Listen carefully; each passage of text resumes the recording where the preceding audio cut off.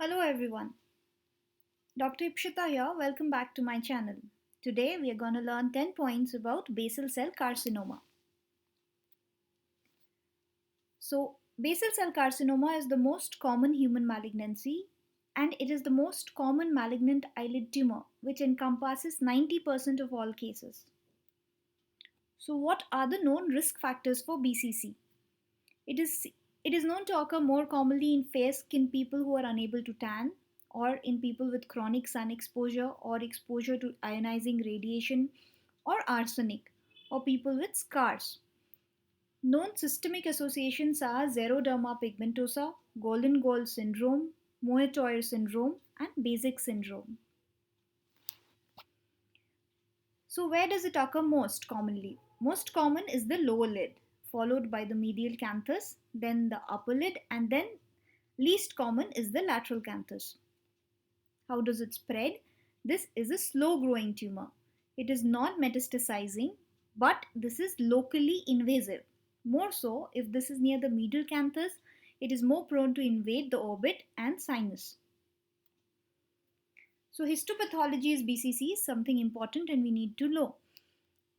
BCC arises from the cells that form the basal layer of the epidermis. That is why it is basal cell carcinoma, right? Basal layer of the epidermis, and they proliferate downward and exhibit a palisading nature. So these are nests of basaloid cells with the periphery exhibiting a palisading nature. If there's a squamous differentiation, then they produce keratin.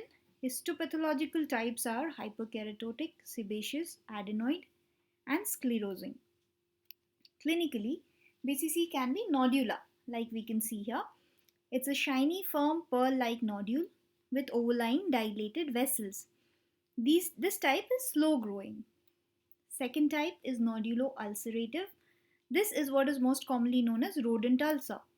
This has a central ulceration. Then there are pearly, raised, rolled edges. And there are dilated and irregular blood vessels over the lateral margins. The third type is sclerosing or morphea type. This infiltrates laterally beneath the epidermis. So this is flat, indurated yellow plaque with induration of the borders.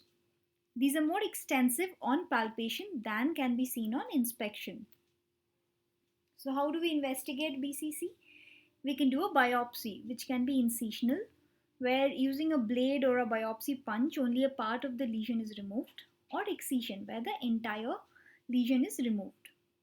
How to treat? Surgical excision, radiotherapy, cryotherapy, these can be used individually or in combination with each other as per the need in the particular case. So if we are removing surgically, the entire tumor is removed with preservation of as much as normal tissue as possible. In case of small tumor, small BCC, the tumor is completely removed with at least 2 to 4 millimeter of clear margin. In larger tumors, more extensive removal is needed. And to check during surgery to check for histopathologic tumor clearance, we either used paraffin embedded specimens or standard frozen section, or Mohs micrographic surgery can be used. These removal are so extensive, most often they need a reconstructive surgery for the lids later on. Radiotherapy is commonly used in cases of advanced or recurrent BCC, and cryotherapy can be used only when the BCC is superficial. So these are the 10 points we need to know about BCC. If you like the video, kindly hit the like button, share it with your friends and colleagues, and if you find this helpful, please subscribe to my channel.